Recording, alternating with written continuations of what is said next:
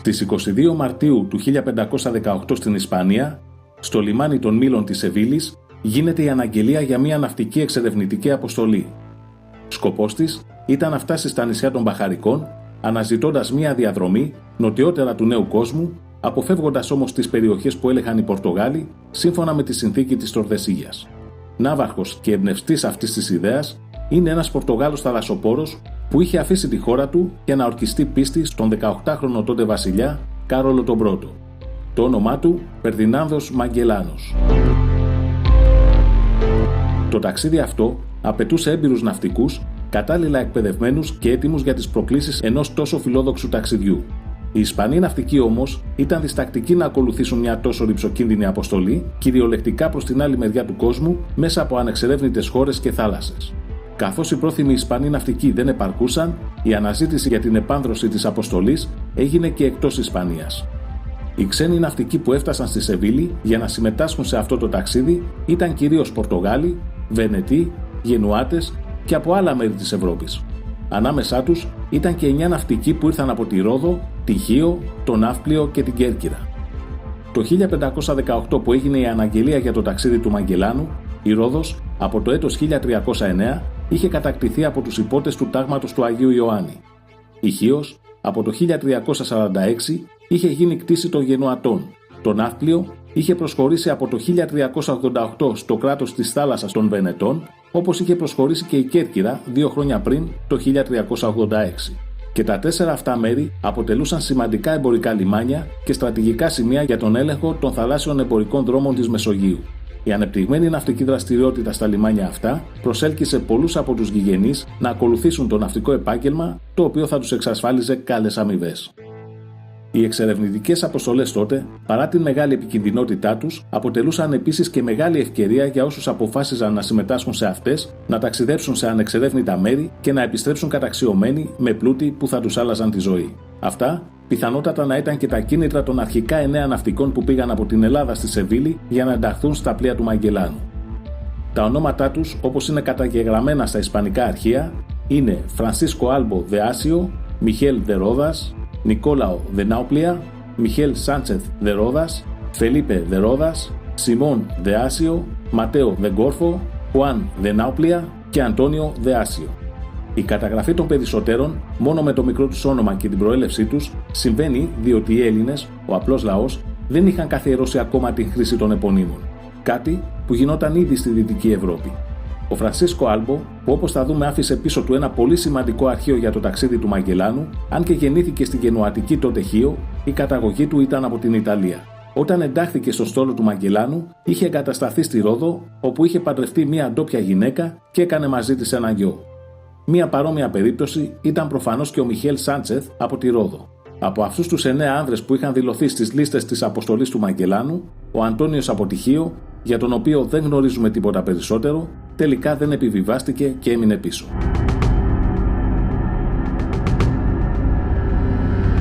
Η αρμάδα του Μαγκελάνου ξεκίνησε από το λιμάνι της Σεβίλης στις 10 Αυγούστου του 1519 με 5 πλοία. Το Τρινιδάδ, το οποίο ήταν η ναυαρχίδα της αρμάδας, το Σαν Αντώνιο, το Κονσεψιόν, το Βικτόρια και το Σαντιάγο. Ο Φρανσίσκο Άλμπο ήταν στο πλοίο του Μαγκελάνου ως ναύκληρος. Ο Σιμεών από τη Χίο ήταν στο Σαν Αντώνιο ως πυροβολητής. Ο Μαρθαίος από την Κέρκυρα ήταν ναύτης στο Κονσεψιόν και στο Βικτόρια ήταν ως ναύκληρος ο Μιχαήλ από τη Ρόδο και ως ναύτες ο Ιωάννης με τον Νικόλαο από το Ναύπλιο και ο Φίλιππος με τον Μιχαήλ Σάντσεθ από τη Ρόδο. Η αρμάδα αρχικά κατευθύνθηκε προς τα Κανάρια νησιά, έπειτα συνέχισε κατά μήκος των ακτών της Αφρικής μέχρι το Πράσινο Ακρωτήριο και από εκεί ανοίχτηκε νοτιοδυτικά προς τον Ατλαντικό ωκεανό. Όταν τα πλοία έφτασαν κοντά στις ακτές της Βραζιλίας, ο Μαγκελάνος έδωσε εντολή στον Φρανσίσκο Άλμπο να υπολογίζει και να καταγράφει κάθε μεσημέρι το γεωγραφικό στίγμα του πλοίου. Αυτό γινόταν με τη βοήθεια του τετράντα, ενός ναυτικού οργάνου, με τον οποίο οι ναυτικοί μετρούσαν το ύψος του ηλίου από τον ορίζοντα της θάλασσας όταν μεσουρανούσε. Για τους επόμενους 4 μήνες, τα πλοία έπλευσαν νοτιοδυτικά κατά μήκος των ακτών της Νοτιού Αμερικής μέχρι που ανακάλυψαν τον κόλπο Σαν Χουλιάν στην Αργεντινή. Εκεί αγκυροβόλησαν και παρέμειναν για 5 μήνες μέχρι να περάσει ο χειμώνας του νοτίου ημισφαιρίου. Κατά το διάστημα αυτό, ο Μαγκελάνος έστειλε το πλοίο Σαντιάγο να πλεύσει νοτιότερα για να εξερευνήσει τις ακτές και να διαπιστώσει αν οι συνθήκες είναι ευνοϊκές για να συνεχιστεί το ταξίδι. Όταν το Σαντιάγο έφτασε στις εκβολές του ποταμού Σάντα Κρούς, παρασύρθηκε στην ακτή από μια άγρια καταιγίδα και αχρηστεύτηκε. Στις 21 Οκτωβρίου του 1521, τα πλοία μπήκαν σε ένα δεδαλώδες κανάλι που ανοιγόταν μέσα από χιονισμένα βουνά. Για 5 εβδομάδες εξερευνούσαν έναν θαλάσσιο λαβύρινθο, αναζητώντας την έξοδο προς τον Ειρηνικό ωκεανό, αντιμετωπίζοντας ρεύματα, υφάλους και δυνατούς ανέμους. Κατά την αναζήτηση, το πλοίο Σαν Αντώνιο εγκατέλειψε την αποστολή και επέστρεψε στην Ισπανία, μαζί του και ο Σιμεών Αποτυχίο. 5 εβδομάδες μετά, τα 3 πλοία που είχαν απομείνει κατάφεραν να βρουν την πολυπόθητη έξοδο προς τον Ειρηνικό ωκεανό.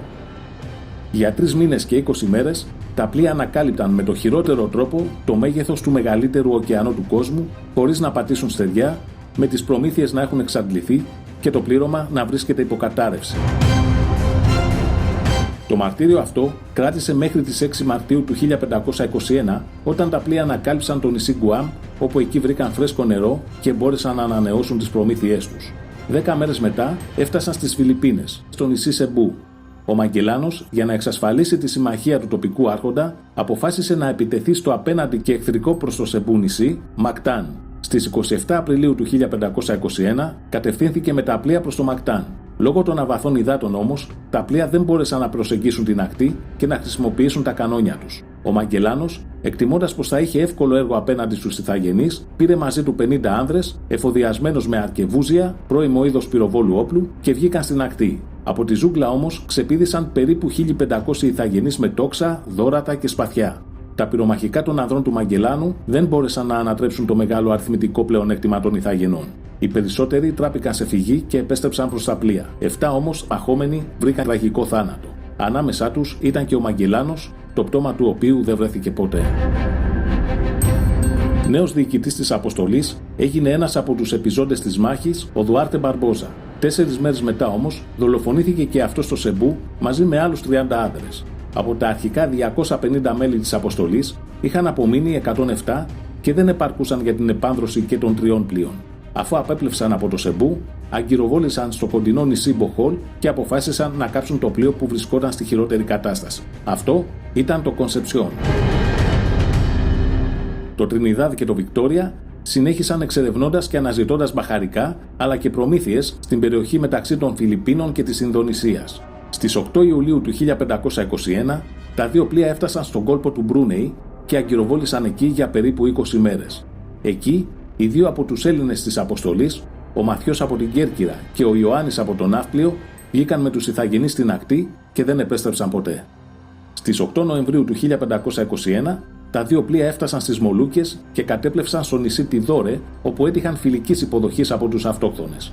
Εκεί όμως ελόχευε ο κίνδυνος να τους εντοπίσουν οι Πορτογάλοι, οι οποίοι είχαν αρχίσει το εμπόριο μπαχαρικών με το γειτονικό νησί Τερνάτε. Τα 2 πλοία γέμισαν τα αμπάρια τους με μπαχαρικά και στις 18 Δεκεμβρίου ετοιμάστηκαν να φύγουν για την Ισπανία. Κατά τον Απόπλου, στο Τρινιτάδ εντοπίστηκε εισρωή υδάτων που απαιτούσε μια επισκευή που θα έπαιρνε χρόνο. Τα 2 πλοία αγκυροβόλησαν και πάλι στο Τιδόρε και συμφώνησαν πως ο Χουάν Σεμπαστιάν Ελκάνο θα οδηγούσε το Βικτόρια στην Ισπανία πλέοντας δυτικά μέσω του ακροτηρίου της Καλής Ελπίδας και το Τρινιδάδ, όταν θα ήταν έτοιμο, θα κατευθυνόταν υπό τον Γκονσάλο Γκόμες Δε Εσπινόσα ανατολικά προς το Δαριέν του Παναμά, όπου τότε βρισκόταν η πιο κοντινή ισπανική αποικία στον Ειρηνικό ωκεανό. Ο Φρανσίσκο Άλμπο άφησε το Τρινιδάδ για να ακολουθήσει τον Ελκάνο με το Βικτόρια, όπου ήταν μαζί του και οι άλλοι 4 από την Ελλάδα. Το Βικτόρια απέπλευσε 3 μέρες μετά. Το Τρινιδάδ έμεινε στο Τιδόρε για 4 μήνες. Όταν ήταν έτοιμο, συνέχισε το ταξίδι του προς τον Ειρηνικό ωκεανό. Εκεί συνάντησε συνεχόμενες καταιγίδες και αντίθετους ανέμους που του προξένησαν σοβαρές ζημιές και απώλειες, ώστε ο διάπλος του ωκεανού να καταστεί αδύνατος. Έτσι, ο πλοίαρχος Εσπινόζα αποφάσισε να αλλάξει τη ρότα του πλοίου και να επιστρέψει στις Μολούκες. Εκεί όμως το εντόπισαν οι Πορτογάλοι, οι οποίοι το κατάσχεσαν και συνέλαβαν τα 17 μέλη του πληρώματος που είχαν απομείνει. Το Βικτόρια, για να αποφύγει τα πορτογαλικά πλοία, ακολούθησε μια αρκετά νοτιότερη πορεία, διασχίζοντας τα ανεξερεύνητα νερά του Ινδικού ωκεανού μέσα από μια δύσκολη και θυελλώδη διαδρομή, όπου δεν υπήρχε στεριά για να καταφύγει. Μετά από 4,5 μήνες, το πλοίο έφτασε στο ακροτήριο της Καλής Ελπίδας και πέρασε στον Ατλαντικό ωκεανό. Όταν έφτασε στις ακτές της Γουινέας, το εξαντλημένο πλήρωμα, αδυνατώντας να βρει κάποιο μέρος για να αναπληρώσει τις προμήθειές του, καθώς πλέον υπήρχε θέμα επιβίωσης, αποφάσισε να καταφύγει στο νησί Σαντιάγο των νησιών Κάβο Βέρντε, τα οποία έλεγχαν οι Πορτογάλοι, αποκρύπτοντας πως το πλοίο τους ήταν ένα από τα πλοία του Μαγκελάνου. Οι Πορτογάλοι, βλέποντας την άθλια κατάσταση που ήταν το πλοίο και το πλήρωμα, στην αρχή τους δέχτηκαν και τους βοήθησαν να προμηθευτούν ό,τι χρειάζονταν.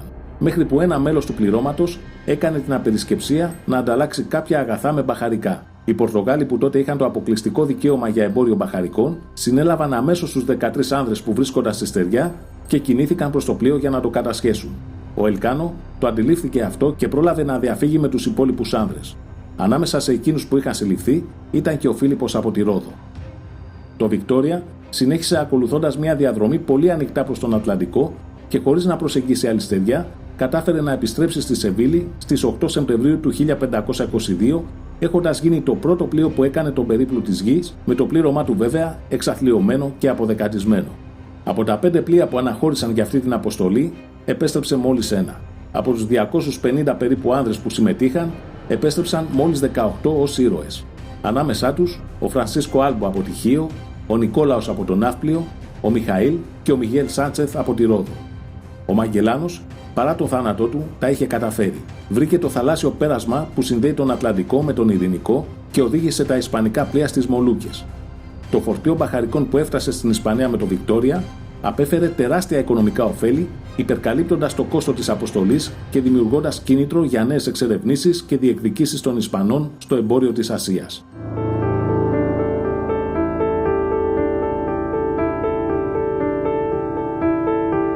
Οι ιστορικές αναφορές για τις τύχες των 8 ναυτικών από την Ελλάδα που συμμετείχαν στο ταξίδι του Μαγκελάνου είναι περιορισμένες. Ο Φρανσίσκο Άλμπο, με την άφιξή του, παρέδωσε στον οίκο του εμπορίου της Σεβίλης το ναυτικό του ημερολόγιο, γνωστό ως Δερωτέρο. Χάρη σε αυτό, σήμερα γνωρίζουμε την ακριβή διαδρομή του πρώτου περίπλου της γης, σημαντικές γεωγραφικές λεπτομέρειες του πορθμού του Μαγκελάνου και άλλες τεκμηριωμένες πληροφορίες που συμπληρώνουν τα αφηγηματικά ημερολόγια άλλων μελών της αποστολής, όπως του Αντώνιο Πιγκαφέτα. Ο Φρανσίσκο Άλμπο ήταν ο ένας από τους 2 άνδρες του πληρώματος που επέλεξε ο Ελκάνο να πάρει μαζί του όταν ο βασιλιάς Κάρολος τον κάλεσε για να ενημερωθεί για όσα έγιναν κατά τη διάρκεια του ταξιδιού. Την ημέρα που επέστρεψε στην Ισπανία, η Ρόδος όπου ζούσε η οικογένειά του βρισκόταν υπό την πολιορκία του Σουλεϊμάν του Μεγαλοπρεπή. Οι 700 Ιωαννίτες υπότες, μαζί με μια δύναμη 6.000 οπλιτών, αν και για μήνες κατάφεραν να υπερασπιστούν στεναρά την πόλη, δεν κατάφεραν να αποτρέψουν τη δύναμη των 100.000 και πλέον Οθωμανών και συνθηκολόγησαν να παραδώσουν το νησί, εξασφαλίζοντας την ασφαλή διαφυγή τους μαζί με όσους κατοίκους επιθυμούσαν να τους ακολουθήσουν. Την 1η Ιανουαρίου του 1523, οι Ιωαννίτες υπότες, μαζί με 4.000 κατοίκους, εγκατέλειψαν τη Ρόδο και αναζητώντας ένα νέο μέρος για την έδρα τους, έφτασαν στη Μεσίνα της Σικελίας. Ανάμεσά τους ήταν και η οικογένεια του Φρανσίσκο Άλμπο, ο οποίος πήγε εκεί, την βρήκε και την πήρε μαζί του στη Σεβίλη, όπου και έζησε μέχρι το θάνατό του. Ο Μιχαήλ από τη Ρόδο χρήστηκε υπότης του Αγίου Ιακώβου και μέγας πλοηγός της αυτού μεγαλειότητας. Ο βασιλιάς Κάρολος τον όρισε ως υπεύθυνο της χαρτογραφίας, του ανέθεσε την εκπαίδευση των νέων πλοηγών και την προετοιμασία των αποστολών για τις Ινδίες. 4 χρόνια μετά την επιστροφή του, ο Κάρολος ανέθεσε στον Βενετό Σεμπαστιάνο Καμπότο να πλεύσει με 4 πλοία προς τα νησιά των Μπαχαρικών και να δημιουργήσει εκεί μια αποικία. Ο Μιχαήλ από τη Ρόδο συμμετείχε σε αυτή την αποστολή ως πλοηγός στο πλοίο του Καμπότο. Όταν τα πλοία έφτασαν στις ακτές της Βραζιλίας, ο Καμπότο έμαθε από τους Ιθαγενείς πως στην ενδοχώρα υπήρχαν περιοχές με αμύθιτο πλούτο από τους Ίνκας και πως οι περιοχές αυτές ήταν προσβάσιμες μέσω του ποταμού του Ρίο Δελαπλάτα. Έτσι, αποφάσισε να εγκαταλείψει την αποστολή και να κατευθυνθεί εκεί. Κάποιοι από τους αξιωματικούς του όμως διαφώνησαν και συγκρούστηκαν μαζί του. Μεταξύ αυτών και ο Μιχαήλ από τη Ρόδο. Ο Καμπότο, αφού τους καταδίκασε, τους εγκατέλειψε στο νησί Σάντα Καταρίνα στη Νότια Βραζιλία. Από τότε η τύχη του είναι άγνωστη. Ο Νικόλαος από τον Ναύπλιο ήταν ένας από τους 50 άνδρες που ακολούθησαν τον Μαγκελάνο στη μάχη του Μακτάν και ήταν αυτόπτης μάρτυρας του θανάτου του. Μετά την επιστροφή του, παρέμεινε στη Σεβίλη, παντρεύτηκε και ασχολήθηκε με το εμπόριο. Για τον Μιχαήλ Σάντσεθ δεν γνωρίζουμε τίποτα παρά μόνο την προέλευσή του από το νησί της Ρόδου. Οι Ισπανοί αξιωματούχοι που κατέγραφαν τα ονόματα των ναυτικών είχαν τη συνήθεια να ισπανοποιούν τα ξενά ονόματα. Το Σάντσεθ όμως είναι ξεκάθαρα ένα ισπανικό όνομα, κάτι το οποίο δεν είναι παράξενο, καθώς το τάγμα των Ιωαννίτων υποτών που διοικούσε το νησί της Ρόδου για 2 αιώνες ήταν μια πολυεθνική δύναμη συμβαλόμενη από τα χριστιανικά κράτη της Ευρώπης, μεταξύ αυτών και της Ισπανίας. Λογικό είναι λοιπόν πολλοί από τους κατοίκους του νησιού να είχαν καταγωγή από εκείνα τα κράτη, διατηρώντας φυσικά τα ονόματα των προγόνων τους. Ο Φίλιππος από τη Ρόδο ήταν ένας από τους 13 που συνέλαβαν οι Πορτογάλοι στο Κάβο Βέρντε. Μετά από μεσολάβηση του βασιλιά Καρόλου, απελευθερώθηκε μαζί με τους υπόλοιπους και επέστρεψε στη Σεβίλη, όπου έμεινε εκεί και συνεργάστηκε με τον Μιχαήλ της Ρόδου στο εμπόριο. Ο Σιμεών από τη Χίο ήταν ναύτης στο πλοίο Σαν Αντώνιο που εγκατέλειψε την αποστολή κατά την είσοδό της στο πορθμό του Μαγκελάν. Όταν μετά από 6 μήνες το πλοίο επέστρεψε στη Σεβίλη, το πλήρωμα δήλωσε πως ο λόγος της εγκατάλειψης ήταν πως για μέρες είχε χαθεί η επαφή του με τα άλλα πλοία. Ο Μαρθαίος από την Κέρκυρα αρχικά είχε ναυτολογηθεί στο Κονσεψιόν, αλλά μετά την πυρπόληση του πλοίου ενσωματώθηκε στο Βικτόρια, όπου ήταν ναυτολογημένος και ο Ιωάννης από το ναύπλιο. Οι δύο άνδρες εγκατέλειψαν το πλοίο όταν είχε αγκυροβολήσει στο κόλπο του Μπρούνεϊ, ίσως για να αποφύγουν τον βασανιστικό θάνατο που ήδη είχε βρει πολλούς κατά τη διάρκεια του ταξιδιού και ήταν προφανές πως θα έβρισκε ακόμα περισσότερους. Από τους 8 αυτούς άνδρες, οι 4 ήταν στους 18 πρώτους ανθρώπους που περιέπλευσαν τη γη σε ένα ταξίδι γεμάτο θυσίες, ανακαλύψεις και ανίποτους κινδύνους, δείχνοντας μέχρι πού μπορεί να φτάσει η ανθρώπινη αντοχή. Κάποιοι από αυτούς έμειναν στην ιστορία και κάποιοι θαύτηκαν στη σκόνη της. Όλοι τους όμως έβαλαν το δικό τους λιθαράκι σε ένα ταξίδι που αποτελεί ορόσημο στην παγκόσμια ιστορία και διαχρονικό σύμβολο τόλμης απέναντι στο άγνωστο.